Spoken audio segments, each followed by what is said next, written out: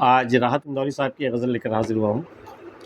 غزل کے بعد پھر اس پر تبصرے بھی آئیں گے۔ غزل کا پہلا شعر ہے کہ اندھیرے چاروں طرف سائیں سائیں کرنے لگے، اندھیرے چاروں طرف سائیں سائیں کرنے لگے، چراغ ہاتھ اٹھا کر دعائیں کرنے لگے۔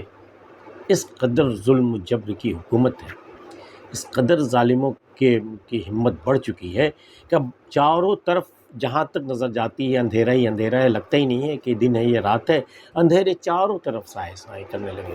ظلم و جبر کا دبدبہ ہر جگہ قائم ہو چکا ہے، اندھیرے چاروں طرف سائیں سائیں کرنے لگے، چراغ ہاتھ اٹھا کر۔ اور ان میں جو کچھ لوگ تھے جو انصاف کی بات کرتے تھے، جو محبت کی باتیں کرتے تھے، جو چراغ نما تھے، جن کا کام روشنی بانٹنا تھا، وہ اب ہاتھ اٹھا کر دعائیں کرنے لگے کہ اللہ اس اندھیرے کو کم کر تاکہ میری روشنی پھیل سکے، لوگوں تک پہنچ سکے۔ اندھیرے چاروں طرف سائیں سائیں کرنے لگے، چراغ ہاتھ اٹھا کر دعائیں کرنے لگے۔ ترقی کر گئے بیماریوں کے سوداگر، یہ سب مریض ہیں جو اب دوائیں کرنے لگے۔ یہ جو دواؤں کا کاروبار آپ کو دکھ رہا ہے نا، یہ ڈاکٹر، یہ ڈائگنوسٹک سینٹر، یہ دوا کی دکانیں، یہ سارے کا شاندار کاروبار چل رہے ہیں چاروں طرف اس کے۔ پتہ ہے کیوں؟ یہ سارے کے سارے جو انہیں کے چلانے والے ہیں نا، یہ سارے کے سارے بیمار لوگ ہیں۔ انہیں صرف اپنی دولت، اپنی ہوس چاہیے ہوتی ہے۔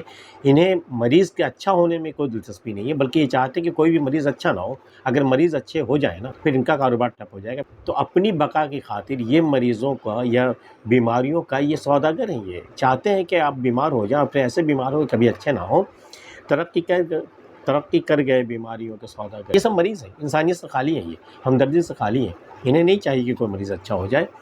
یہ سب مریض ہیں جو اب دوائیں کرنے لگے۔ زمین پہ آ گئے آنکھوں سے ٹوٹ کر آنسو، بری خبر ہے فرشتے خطائیں کرنے لگے۔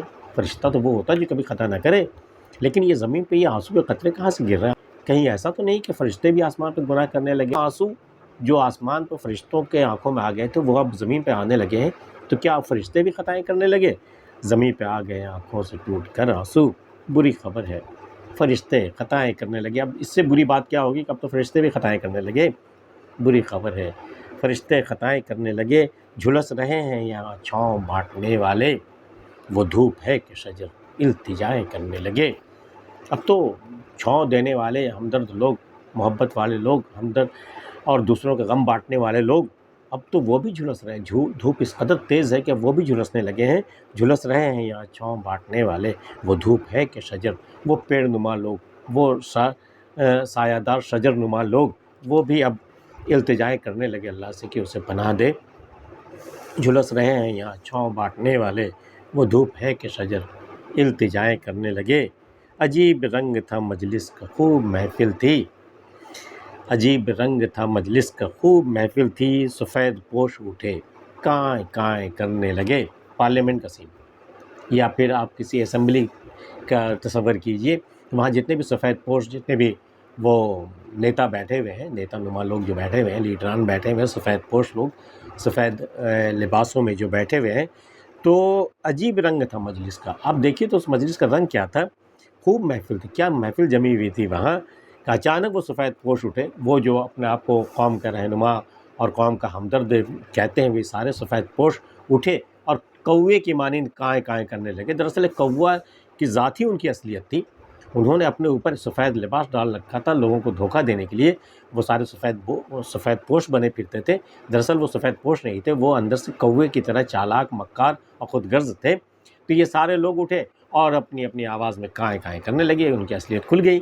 عجیب رنگ تھا مجلس کا خوب محفل تھی، سفید پوش اٹھے کائیں کائیں کرنے لگے، اندھیرے چاروں طرف سائیں سائیں کرنے لگے، چراغ ہاتھ اٹھا کر دعائیں کرنے لگے۔ آج کے ویڈیو میں اتنا ہی، اور راحت اندوری صاحب کی یہ غزل آپ کو کیسے لگی ہمیں ضرور بتائیے۔ ملتے پھر کسی اگلی ویڈیو میں، تب تک کے لیے اللہ حافظ۔